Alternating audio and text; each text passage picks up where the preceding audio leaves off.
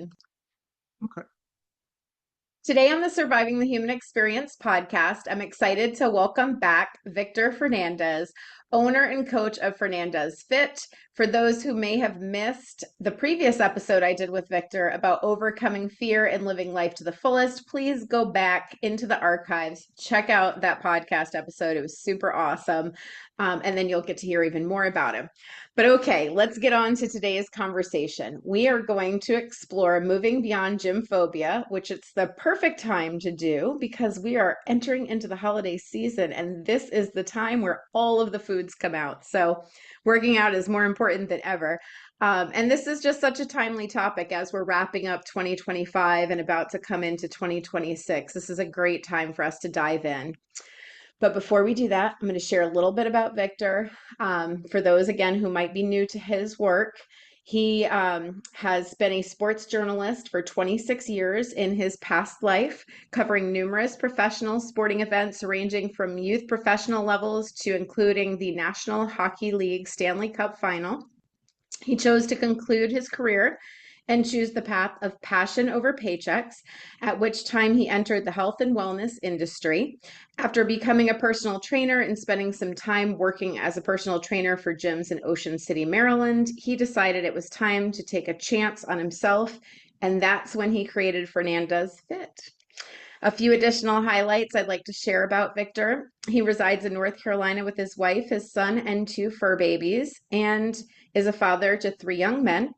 National Academy of Sports Medicine certified personal trainer, online health and fitness coach, fitness nutrition specialist, and performance enhancement specialist, and best-selling author of Reclaiming My Authentic Self, A Journey from Fear to Freedom, which was published in February of 2025. Best-selling co-author of Real Talk with Real Fit Pros, which was published in May 2023, and the host of Healthy Lives, Healthy Business podcast. So welcome back, Victor.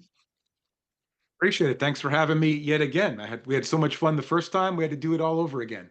We absolutely did. I wanted to jump into your favorite topic, which is going into that space of getting some movement going.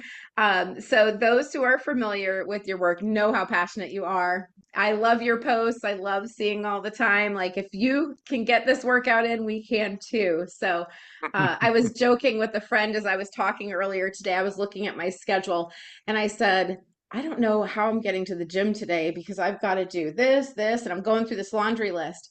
And I literally sat there and I said, I've got that podcast recording with Victor tonight.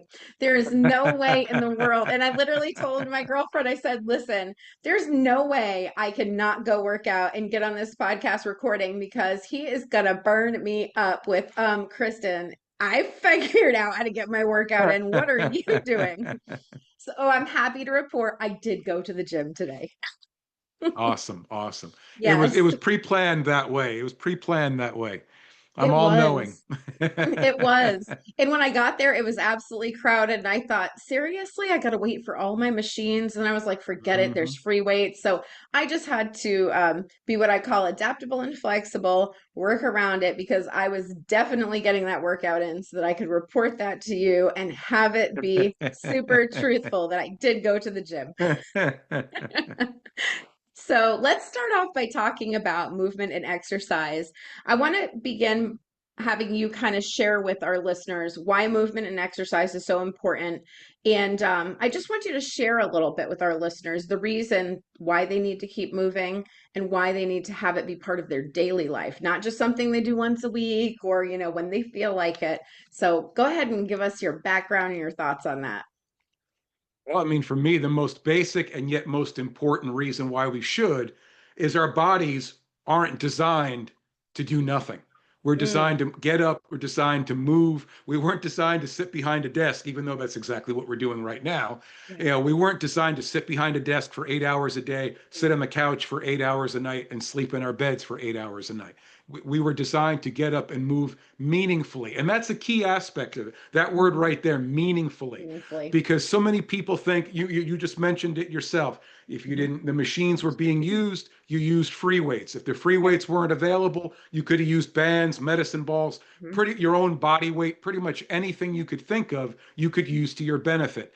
That's the idea is we want people to start moving in the way that they enjoy. I love to strength train. I'm not as big a Mhm. fan of cardio. Some Yeah. people the exact opposite. And I can sit here and say, yeah, we want to strength train more and cardio less, but Hmm. ultimately I want people to move, Move. get up and move their bodies. And why are we doing that? Because and I say it all stems from quality of life. Hmm. And that term means something different to everyone. Hmm. To me, I just turned 54 years old. I want to be able to do at 60 what I did in my 50s without feeling like I got hit by a bus. Mm. And then same thing at 70, I want to be able to do what I did in my 60s for the exact same reason. For somebody else, it might be to run a marathon. It could vary in so many different ways, the reasoning, but it always goes back to quality of life because I'm a firm believer. I believe my life started at 47, Hmm. when I decided to start helping people, to become a better version of themselves. And I know we use that phrase a lot, but it means the better individual inside and out. Hmm. And for me, I think my best years are still coming. But I'll say this, I'll know this much. I would much rather have, if I had a choice between 10 more years of real quality life and Hmm. 30 eh years, I'll take the 10 any day of the week and twice on Sunday because that's what we want. We want to be able to enjoy every minute that we're here. And if we're not in the best of health, we can't enjoy that life that we have, and it's the only one we've got. We don't get do-overs. Totally agree. And I think that's so important. And I'm glad that you shared that. Even looking at, like you said, there's different ways to work out. So, for those who might be hesitant, if you're not a big fan of cardio, then there's weights. Today, I was so excited. I got my new vibration board. I was on that little thing. That was There you so go. much fun. I said, ooh, we're going to stimulate the lymphatic system, right? So, there's all these different ways that we can incorporate. It doesn't have to be the cookie cutter standard. I think I got to go jump on the treadmill first when I get to the gym. You can go straight to the weights. There's so much that's available. And if you don't like going to the gym, well, go for a hike. Go get on a bike and ride around the neighborhood. You can make it whatever you want it to be. It doesn't have to be, designated to one specific location. So, good stuff. So, what have you found to be the main reasons that you think people are struggling with movement and exercise? Well, two reasons. One is fear, and one is complacency, and they Mm. do work hand in hand. You know, I always have conversations with people, and I hear a lot of the same things. I don't have enough time. I Mhm. can't afford it. I'm too old. That's my personal favorite. I'm too old. And I tell people, all right, if we're going to believe that, we need to reframe those statements. So Mhm. let's say it this way: I'm not going to the gym or I'm not eating healthy because my health and well being simply isn't a priority to me. Mhm. Because that's ultimately what it is. Our Mhm. health and well-being is the most important commodity we have. It's above, I'm sorry, it's above family, it's above career. I know a lot of people will talk about spirituality and God, and I'm not going to get into that conversation and all. Mhm. But to me, the most important thing we have is our own personal health and well-being, because without it, everything else is impacted. If Mhm. I lose my job, if I have to fold my business up today, Mhm. I can go find another way to make money. I can go work pretty much anywhere and find a job and collect a paycheck if I absolutely had to. Mhm. But if my health and well-being is declining, if I'm struggling to get out of bed, if I'm constantly in and out of doctors' offices, if I have enough medicine in my medicine cabinet to start a pharmacy tonight, Mhm. then that tells me that everything else in my life is going to be directly or indirectly impacted. My family is impacted because I'm not the best version of myself. My Mhm. career is impacted because I'm not the best version of myself. My clients are impacted because I'm not the best version of myself. Ultimately, it all goes back to health and well-being. But what's the first thing, especially this time of year coming into holiday Mhm. time, what's Yeah. the first thing we cast aside because life gets really busy with work and family and gatherings? It's our health and well-being. Mm. Think about that. How many people Yes. stop at this time of year? Even those that have been training for quite a long time Mhm. stop this time of year and then attempt to pick back up when the new year begins. And Yeah. how hard is that to do? Absolutely. So many important things you said there, and it's interesting to really ponder and think about the fact that so many people will not prioritize their own self-care because they feel, and it's a lot of it. I see it a lot with clients I see as well. A lot of the moms in particular who feel like they have to take care of everybody else first, so they put themselves on the back burner.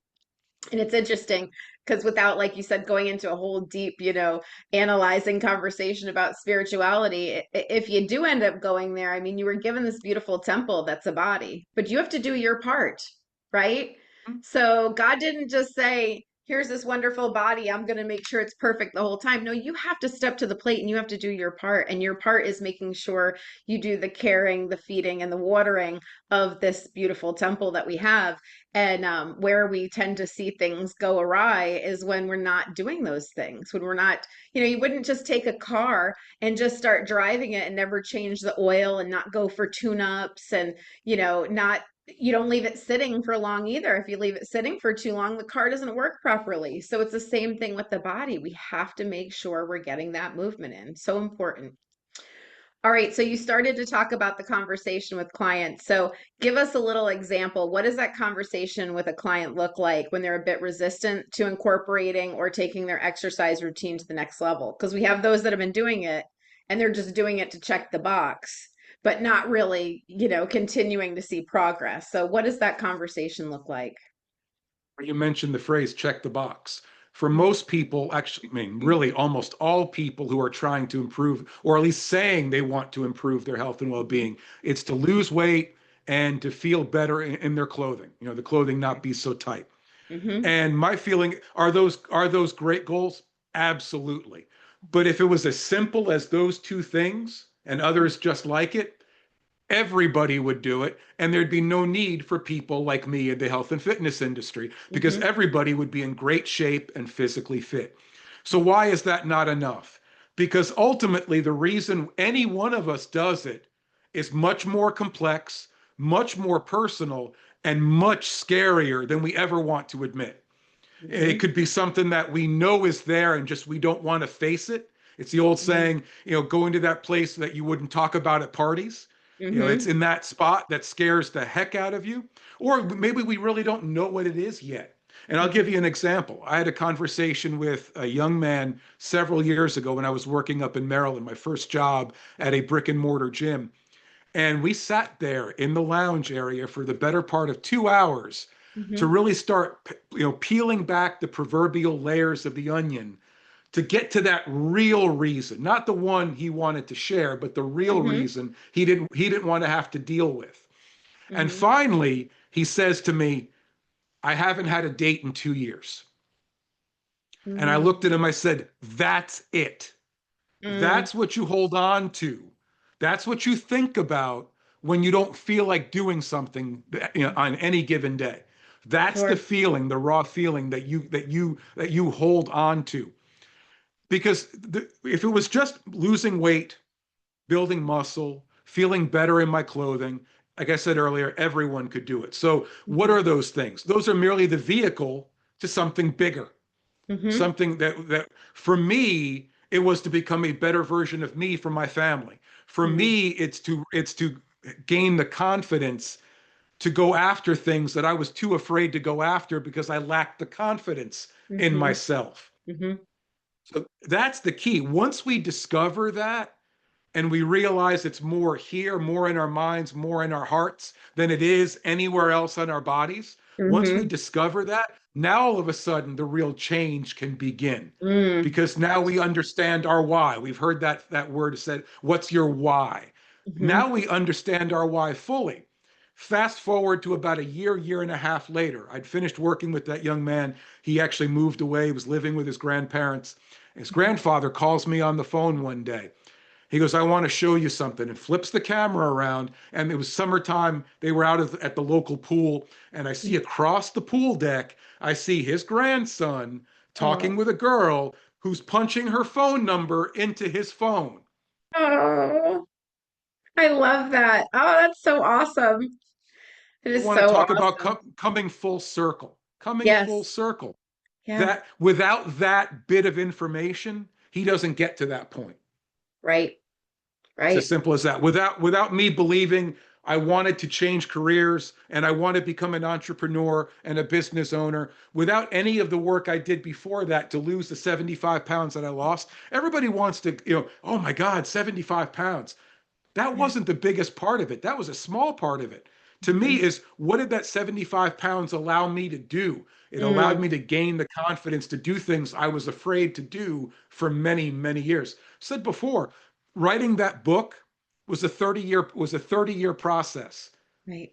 The first 29 of which was I was too afraid to do it.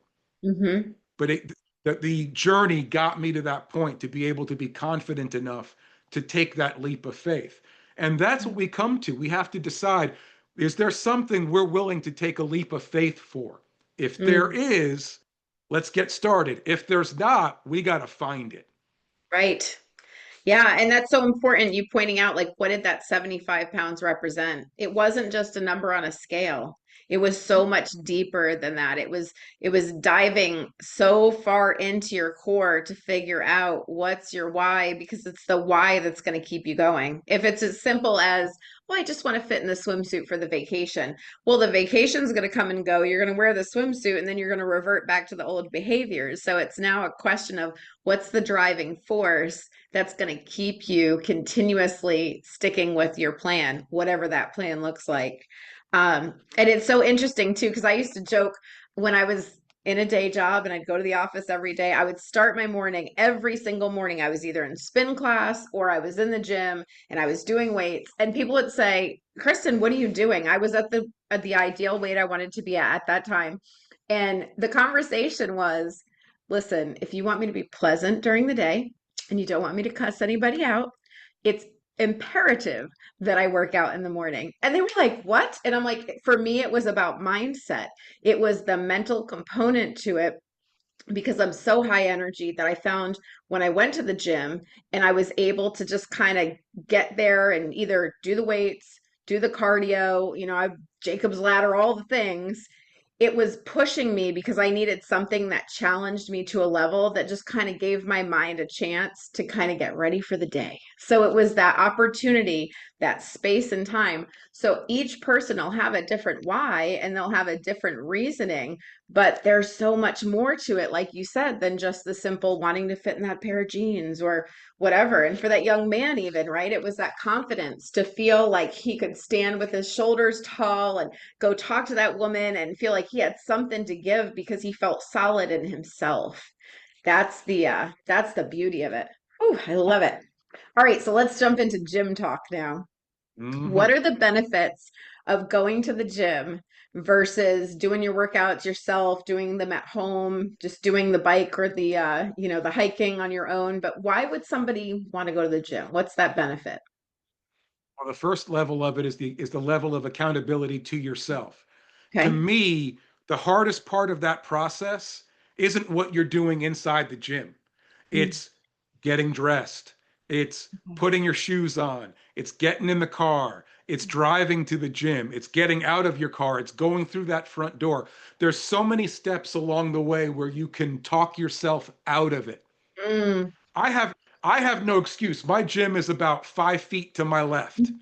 I have absolutely no excuse to not. I mean, you know how bad that would look if I'd Yeah. said I didn't get a workout in today when I can almost touch it from where I'm sitting. Right. But for people that go to the gym, there's Mhm. a process to get to that point where you could easily talk yourself out of it. You could get in the car as like, oh, I don't have enough gas to get to the gym, or oh my God, it's so cold in this car. Mm-hmm. There's any one of a number of I mean, we're hardwired as human beings to talk ourselves very easily out of pretty much anything. Yes.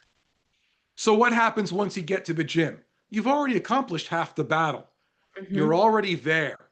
You may as well get a workout in. Otherwise, you're just driving home there and back for nothing. So you may as Mm-hmm. well get a workout in. The other aspect of it is the gym community. Okay. It's people think that the is a scary place. And Mm-hmm. on the surface, I can understand why that is. You walk in there, you see a whole bunch of real, big and bulky and buff men and women, great Mm-hmm. shape. Mm-hmm. who are in there, and you look at yourself, and what do? You instantly compare yourself to everybody that's in that Sure. gym. And of course, they're all staring at you, wondering why this person is even here, because that's how we think is what's Mm-hmm. happening in the gym. But it's not. Everybody's in there for two reasons. Number one, to work on themselves. Number two, to help others when they need it. There's nothing, the only drawback I have from having my own home gym is being a part of that gym community where you get to know people and you get to understand that where they're at isn't where they began. Mm-hmm. They began, everybody begins somewhere. It might Right. be a little different for me than it is for you or for Mm-hmm. somebody else, but Mm-hmm. we all had to take that first step. That's the one common denominator. It's what Yeah. we do after that that differentiates which direction we go in. Do we succeed? Do we fall short? And that gym community, as scary as it may look, and yeah, there's some people that, aren't the nicest people in the gym, but 99.9% of the time, you're going to have people that are extremely, extremely, encouraging and Mm-hmm. supportive and want to help you out. If you have a question, I know when I started my journey, I asked a lot of people questions. Hey, why did you do this? Or what does that exercise do? Or what kind of workouts are you doing? What nutritional plan are you on? I would ask them a million and one questions, and they Mm-hmm. were always across the board kind enough to answer. So what happened as time went by and I started improving myself, the script started to flip. Now people were asking me Yeah. questions. Mm-hmm. And Mm-hmm. and I'm more and at that point, I'm more than happy to help to pay it forward. And Sure. I'll sit there and have a conversation with anyone. That's the gym community. But we walk in there and we've convinced ourselves that it's beyond scary, that we can't possibly. I had a woman I worked with for the longest time, again, at the same gym I worked at up in Maryland, whose goal was to go from one side of the gym, which was the kind of the quote unquote beginner side with Okay. bands and medicine balls, lighter Mm-hmm. equipment. Right. And she wanted to get from that side of the room to the dark side, which was the free weight side with all the Yep. big guys and all the Yes. buff looking women. Uh, That was her goal, to go from one side of the gym to the mm-hmm. other. And now she's in that gym pumping away just like everybody else does. Oof. It's all here. It has Mm-hmm. nothing to do with our physical abilities. It's all here. Once these align and we Mm-hmm. realize we can do this and we do belong in that gym, there's no stopping you at that point. It's the brain and heart coherence. Mhm. Yes. It'll get you in a lot of areas of your life. It'll absolutely change everything for you. Mhm. Okay, so when someone's looking, let's just say we have some listeners out there who've been contemplating the gym. They're like, I want to do this, but I'm trying to get over the phobia. What should I be looking for in a gym? What are the things that I should be kind of taking into consideration if I'm gym shopping? You absolutely want to know that there's people there that are knowledgeable, be it a Mm, training staff, a front desk staff. I know for me, when I worked in a brick and mortar gym, one of, one of my jobs was to make sure that I helped people understand what each piece of equipment does and get a okay. sense of what they're trying to accomplish and kind of match them up with the type of equipment that they're going to need. Mm, That's number one. Number two is it's hard to pinpoint. It's a vibe. Every gym is going to have a different feeling when you walk in the door. Some hmm. gyms are huge, so they're going to seem overwhelming because it seems like there's thousands of people in there, and you're going to see that come New Year time, Yeah. when that happens. But then you have other gyms that have more of a personable family type setting. I know in the gym I worked at, we had over 400 members, and I knew everybody by name, and I Okay. knew what they did, what their background was. I knew their family. I knew what kind of equipment they used, what kind of workouts they did, what their goals were, what their dreams were. I made a point to get to know all that. So when they Hmm. needed my help, I was able to give them the best help I possibly could. So those are the two big things you want to look for. You want to find that atmosphere that's going to be welcoming and bring you in and want to help you on your journey. Mm. I think that's so important. It's all about the community aspect for sure. Because if you don't feel comfortable walking in the door, you're not going to stick with it. Yeah. If you feel 100%. like you walk in and it's like deer in the headlights and you're looking around and you're like, whoa, and people are making comments or not giving you support, it's not going to continue to motivate you. It could really play on your psyche for sure. 100%. Yeah. So, what are some of the resources that someone can leverage when they're working out at the gym? You talked about, engaging with the clients that were coming through that door. What are some of the resources that exist within a gym that people could take advantage of? Oh, I mean, certainly personal training. I mean, and that goes to I can't afford it. Here's the way I look at that. And I never tell anybody how to spend their money. And Hmm. so that's none of my business. But what I Sure. tell people is, do the math. And I'm not a big math guy. I'm not a numbers guy, but this math I'll do because it always adds up the way I expect it to. It's that think about the things that we consider priorities and how much money we spend on them.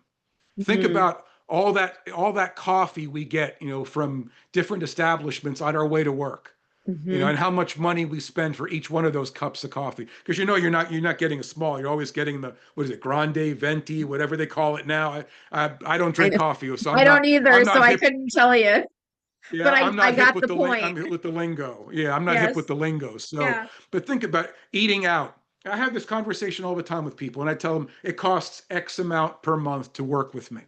Hmm. And they say, oh, I can't afford that. All right, let's do the math. How many times do you go out to eat for lunch or dinner during the course of the week? Hmm. Oh, 4 or 5 times. All right, well, how much do you spend on average? Oh, probably 10 to 15 bucks each time, which is probably lowballing it at this point in time. So do Hmm. the math. How much do you spend in a week? Multiply by 4 weeks. That's what you're spending every month, which is Hmm. more than what I just quoted you. Hmm. And all that food is not helping you get healthy. Eating That out part. is not helping you get healthy. What we're Yes. doing with me or any coach for that matter is helping. The Hmm. best thing you can invest in is yourself. That's the Mm. number one thing you need to invest in is yourself. You may invest in it as building your own business, but Mhm. most notably, you have to invest in your health and well-being because, like I said earlier, it's the only thing that can positively or negatively impact every other Yes. facet of life. So we Hmm. have to understand there's trainers there to help you. Not every Hmm. trainer is the same. There's some good ones, there's some not so good ones. It is what it is. And I don't sit here and say I'm the best one ever or anything like that. I just know I'm Hmm. good at what I do, and there's others like me who are good at what they do as well. So find one you can connect with, Hmm. find one you really can trust, who Hmm. really has your well-being at heart. They're not in it for Hmm. the money. The money is just the bonus. The Right. goal is to help you and then Hmm. work with them. Because let's face it, we can walk. You mentioned the deer in the headlights look earlier. Hmm. Hmm. I'll bet you 75% of my clients that I got in the gym that I worked in Maryland were all like that. Those people Mm. that walked in the door and were looking at equipment like they were unicorns, and Yes. they're there with good intentions, Hmm. but Hmm. don't have the knowledge to back those intentions up. Yeah. And what happens there? Worst case scenario, you get hurt. Mm. Best case scenario, you get frustrated because you don't know what you're doing and you quit and you leave and you don't Hmm. come back. Hmm. Neither scenario is good. Right. So the idea is you want that level of knowledge and the accountability. I gladly share with anyone who'll listen. I have my own health and fitness coach. Hmm. Shout out to Dave Rowland out there in Pennsylvania. The man is 60, I think 62 years old, chiseled out of marble. I hate him. No, I'm kidding.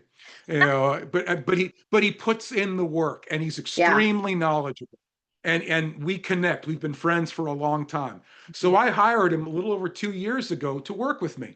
And he Hmm. looked at me just like we're talking to each other right now and looked at me and said, Yeah. you're a coach, right? I said, yeah, of course I know. Then what do you want me to teach you? I want Hmm. you to treat me like one of your own clients. You listen Hmm. to what I'm saying, what I'm looking for, what I need. You create the program to match those goals and needs, and then you Hmm. hold my feet to the fire to make sure I do it. Yeah. I That's love what I it. want. That's what we all need. The only reason I lost 75 pounds was because I hired a coach who did exactly that. Hmm. And that and Absolutely. that's and that's the key. So knowledge is power and it's worth the investment if you find the right coach. I love it. And it's interesting too, because I was looking around, I've kind of been traveling a lot. And so when I was at this new gym, I'm looking and I'm like, well, it was kind of fascinating because you can see as you're people watching who might be new to the gym, who's been here for a while. And I mean, the majority of machines all have directions on them nowadays. I mean, there's a few gyms I've seen that don't, but for the most part, if you're going over to the machines, there are instructions. And there's also the staff at the front desk who are willing to come. I used to work at a Gold's Gym back in my college years and when I was in Arlington. And we would have to go over and we'd show people how to use the equipment. So it's like there are resources there. It's getting past, I think, the acknowledging you might not know everything or you're in unfamiliar territory and just asking the question. But as you said, there's so many resources, and most of the gyms do have personal trainers that are literally walking around the whole time because either your gym package comes with a few free sessions so that you can have an opportunity Mhm. to try people out to see who you gel with, or they're there because they're hoping to get your business. So leverage those. There are opportunities that can make your life so Yep, much easier. So, all right, absolutely. so let's jump into gym phobia. It's a real thing. And for Mhm. someone who may be new to the gym or has no experience, this can cause some anxiety and some stress, right? We've talked about that. So, what are some of the physical, mental, and emotional responses that you've seen in clients that are struggling with the gym phobia aspect? For them, it's understanding, you mentioned it just before, walking in the door and being afraid to acknowledge that they actually need help. Mm-hmm. That's the reason they walk through the doors in the first place. But I mean, we have, as human beings, we have at least a modicum of pride. Mm-hmm. We don't want to believe that we actually need help. It's the old joke of, no man is going to ask anybody for directions. They'd rather just get lost. Oh man, You that's a know, true one. Ooh, and I'm that was a right, good and one, Victor. Ah, I'm right up there with them, so I can lump myself right into that yes, category. But yes. it's the idea that we need help. And why is that? Because the reason we need help is because we're struggling. We're struggling fit because chances are if somebody's walking into a gym, they've walked into a gym in the past, be it Hmm. 6 months earlier, a year earlier, 2 years. I tell people I've probably lost, before I lost that 75 pounds, I'd probably lost hundreds of pounds Hmm. over the course of my adult life. Hmm. The only difference is I gained them all back. And what would happen? I walk in there and I'd be gung ho. I'd walk in there with my hair on fire, going 100 miles an hour. Like you mentioned, going on those machines. I could read the instructions, boom, Yeah. boom, boom, knock stuff out. Hmm. But with what's happening there, again, those instructions show you how to use the machines. Hmm. The instructions don't tell you whether these machines are what you should be working on for your particular goals. That's the Hmm. difference there. You know, it's the knowledge of people. I always ask me about fitness apps. Are Hmm. there good fitness apps out there? And the answer is yes. There's quite a few fitness apps out there created by trainers and coaches who are really, really good at what they do. And there's others that are not so good. But regardless, they have one common thread. They don't know you. They don't know what you need. They don't know if you have a bad back or you had a knee replacement Hmm. or whatever it may be. They don't know any of those things. So then you purchase that app and you start doing the workouts, and maybe it helps and maybe it doesn't. But at the same time, you never know for sure because you don't know. The one thing we do know is that that workout is not tailor made for you. That's the difference when you're talking about getting somebody to work with you. It's that Hmm. knowledge to get that knowledge to not only give you the information you need, but to get to know you to make sure you're providing the right information that you need. No two workouts are alike. My clients all understand there's certain basics, compound movements, lunges, squats, Hmm. crunches, things like that, that everybody's going to do, that everybody does because they need to do them. But no two workouts are 100% alike because no two people are 100% alike. So we Hmm. have to tailor make it to what are their goals, what's their fitness level, what's their Hmm. experience level, what types of injuries have they had, what types of chronic, pain are they dealing with, back, knee, hips, neck, Hmm. whatever, and make sure that we're doing something that's geared to them that evolves with them over time as well. My clients know that what they're doing right now It's not going to be what they're doing 6 months from now, Mm-hmm. because the goal is that we've improved enough in that 6 month window to be able to intensify the workouts at that Mm-hmm. point in time. And that's not even talking about the nutritional component of it all. Right. That's not taking in the mindset component of it all. And Mm-hmm. ultimately, it's the accountability. My clients know whether they're down the street from me or up north or anywhere else in the country. I've got a client who lives in France currently right Mm-hmm. now. Mm-hmm. They know that I know whether they're doing the work or not. Mm-hmm. Yeah. And there's something to be said for that, because all of a sudden, I know with my first coach, the one thing above all I didn't want to do was disappoint her. It had nothing to do with me. It was, if she's going to be there ready and prepared to go, I need to do the same whether I like it or not. Yes, that That's it. accountability. That's invaluable. It's invaluable. Yeah, the accountability for sure. So, are there ways that our listeners can lessen their gym phobia and fears? Absolutely. Talk to people. Mm, People in the gym are approachable. Not everyone. There's always some that put their headphones on and they just tune out the rest of the world, and that's fine. But there's plenty of people in gym settings who are more than willing to help, more than willing to share their time, share their knowledge, work out with you. There were plenty of times when I was just working out on my own in the gym hmm and somebody hmm say, "Hey, do you mind if I work with you?" Yeah. Absolutely, let's do it. It's when you get brought into the fold, when you become hmm part of the family, that's what's going to keep you coming back. It isn't the hmm workouts. Nobody likes to work out 100% of the time. I know I don't. Yeah. But when you have that connection, when you have something to hold on to, when you have something to look forward to, now all of a hmm sudden you have that added motivation to get you in there. And what's happening while you're utilizing that motivation? You're building discipline, hmm which we absolutely need when the motivation inevitably goes away, because it always Yes. does.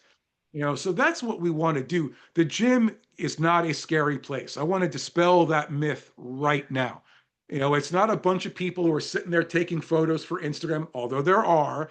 It's not a bunch of people that, meatheads or whatnot, that are lifting hmm 800 pounds and dropping weights and grunting all the time, which there are.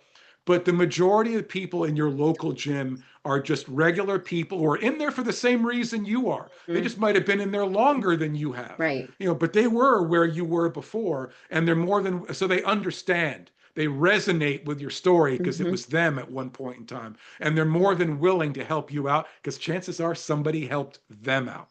hmm and I love the fact that a lot of the gyms now have instituted the no photos in the gym Hmm? area. Because for a while there, I can remember when I was back in Maryland, there were so many gyms you'd go in and everybody's snapping their photo and they're over here and everybody's half dressed with barely any clothes on. And a lot of them have changed that policy too, which is nice because for somebody who's coming in who may be a little bit shy or not quite comfortable yet and they're not where they want to be, it takes away some of that. I don't know, people just naturally want to compare themselves. They're looking like, whoa, she's over there. I purposely, for fun, when I would do my cardio, I always like to go stand next to the guy that looked super buff because I was like, that's going to be my motivator. Because I'd get on that treadmill and I'd be like, oh, there is no way I'm going to be going slower than him because it pushed me. So you got to Hmm. know yourself and know how you work, but and what makes you tick. But there are different ways to kind of engage in conversation. So having a gym buddy I found was also super helpful. In my earlier years, I would partner up with somebody because I felt like, oh gosh, if I don't go, I'm letting my partner down and she's going to be upset with me and feel like, well, darn, she skipped today. And so if you have that accountability buddy, that's helpful. Having trainers throughout the years, that was so super helpful too, because I'm like, oh, I'd get there and I'd be like, oh, I'm not ready for this. I'm going to cuss this dude out. I always had I would just end up with male trainers for whatever reason. And I would sit there and I'm like, if he gets in my face one more time, because I used to get the ones that, were either football coaches or had been basketball coaches, and they tend to be a little more exciting than some of the others.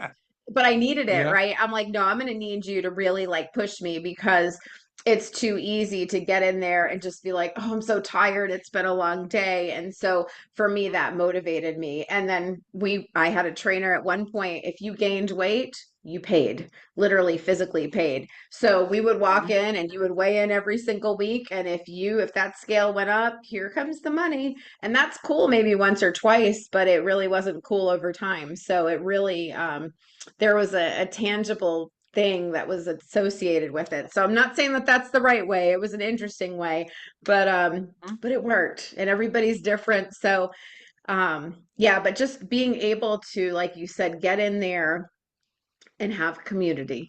Make friends, smile at somebody. If you smile, you might actually open up a conversation, and then all of a sudden headphones might come off and people are like, "Hey, how you doing today?" And "Hey, how you doing today?" turns into Mhm. a whole different conversation. I was on a machine the other day and this guy came over. I was doing a leg press and he was like, and I was really stressed out, so I wasn't really focused. I was just kind of like in my head. He's like, if you breathe, it would help a little. And I literally was like, oh my gosh. At first I was like, first of all, why are you talking to me? Right. But then it took me a second and I was like, thank you for that tip. Because now that you just said that, you're right. I'm not breathing very well over here. I'm like so stuck in my head right now because I was thinking about all the things I had to do. But it was nice because he opened a conversation that otherwise I might not have paid attention to. I would have kept my headphones on and kept moving. But, there are conversations that happen that will engage you and just make it a less frightening experience for sure. So let's jump to client stories. I know you shared one already, but you're very intentional when you're working with your clients. You're always showing up for them and going the extra mile. Can you talk to us about some client stories that, folks were beginners and they had some phobias about the gym and working out, and how did you help them navigate that? Was it more of a mindset issue or was it a combination of things? I mentioned the one earlier that, where she wanted to get from one side of the gym to Mhm. we called it the dark side, where the Yeah. free weights were. And it might have been 30 feet to the other side of the room, but it seemed so far away because she physically was not ready to get to that point in time, to Okay. that side of the room. So we Mm-hmm. kept chipping away. We kept chipping away. We started working on one side of the room exclusively for the first 2, 3 months. And then we started taking what I like to call field trips to Oh, the I other love it. side of the gym. And we'd Yeah. go over there and we would go over there together and grab a couple of dumbbells that she would need for the next exercise. Mm-hmm. We'd go over there together and do that. Then after a while, I would send her over on her own to go Okay. get them and then go bring them back just so she could Mm. feel kind of the vibe, Yes. of what's going on in there, what Yes. people are doing, what they're not doing, who's paying attention, who's not, which really isn't anybody. They're focused Mm-hmm. on them, on what they're doing. Yeah. And then just over time, starting to add, all right, half the workout's going to be over here, half the Mhm. workout's going to the dark side. We'll start with a little stability over here, then we'll do some strength training over there. And then before long, I said, and one day she walked in and she went over to the beginner area. She's looking around and I'm waving at her from the dark side. Come on over. We're going to work out over here today. And from then on in, she was like, oh, it was almost like, really? That's it? Man, that's disappointing that I made such a mountain out of a molehill for Yes. nothing. Yes. I just, everybody builds it up in their heads as being some just overwhelming place that's going to create tremendous amounts Yeah. of anxiety. And really, Mm-hmm. it isn't. And then you'd see people, hey, nice job, good work, nice set. Mm. I said, how long you, we had people out, how long you been working out? About 20 minutes here on this side. They're like, hey, that's pretty cool, nice job. So just people just offering encouraging words and Mm-hmm. just a little bit of support that was huge for her Mm. confidence level. And to this day, I still, I don't obviously don't train her anymore because she's there in Maryland. I'm here, Yeah. but I hear from her from time to time. Hey, things are going great. I did this or I Nice. did that or I worked out here or worked out there. Which are things she never thought she could Mm. do. It's Mm-hmm. unbelievable. And you Mm. you get a lot of those different kinds of stories of people where the light bulb finally goes on and they Mm-hmm. realize I can do this. Mm-hmm. You know, it's just amazing. When I had a young man that I worked with, and I want to share this story because it was really raw and it was really empowering at the same time for him. He was, I think, 17 years old when I started working out with him. Big kid, big, strong kid. And Come to find, he was always angry. He never wanted to Mm. be in there. His parents, it just, I got a sense that his parents forced him into it. Yep. And he was always angry all the time. And all he did was, in the early going, all he did was complain. And I admit there were times when I saw his name on my calendar for that day, Yeah. and I went, oh. It's like you feel like your energy is already starting to drain Yes. because you knew what you were in for when he got there. Sure. More complaining than working out. And then one day we were about 15, 20 minutes into a workout. We worked out for an hour, Hmm. and I realized we weren't getting anywhere. We were really beating our head against a wall. Mm. So I happened to glance over and I saw the heavy bag, the heavy punching bag across the room. I was like, Hmm. come with me. So I got him a pair of gloves. I said, start hitting it. Hmm. Well, what do I need to do? Just hit it. Said it. Start hitting it. And he's Hmm. hitting it and he's hitting it and he's hitting it. And then I'm holding on to it and he's not punching it very hard. I said, is that all you got? Come on, you're a Hmm. big guy. You can. Hmm. He hit it so hard, he almost knocked me on my backside. And I was on the other side of the bag. You asked So for I, it. I asked for, but that's You what I asked for it. wanted. I wanted him to Yeah. break free. Come to Yes. find out that he was being bullied. Mm. He's a big kid. And when you look at him on the surface, you thought, well, this kid could I mean, he could Yeah. defend himself. He's Sure. bigger than everybody. Sure. But that was his cross to bear, unfortunately. He was a big guy. And he was Hmm. afraid that he would hurt somebody if he defended himself. So he Mm. just took it. But in the meantime, all that anger was building up inside, Hmm. Hmm. that he was able to finally let it out. Release So it. that's what became our goal. I said, you give me a solid 30 minutes of Hmm. strength training. Last 30 we're hitting the bag. And we changed things up and made him move and Hmm. worked on footwork and stuff like that. But the last 30 minutes we're going to hit the bag. And Mm. after that it was clear sailing. Oh, I It love goes it. it goes to show you it's physical fitness. I know we call it that, but it's Hmm. so much more mental and emotional and even It spiritual is. than it is physical. It is. It is. And finding what matches. I love that you were exploring and just kind of sitting there going, wait a minute, there's a different way to skin this cat. There's a different way to reach Mm-hmm. this client, and you did it. I love it. Mm. I loved, Absolutely. I always loved hitting the bags. They were great after divorce, but that's a whole nother story. It's a whole nother I was like, story. It is. kickboxing, here I come. Great for releasing anger. But yes, but anyways, I deterred.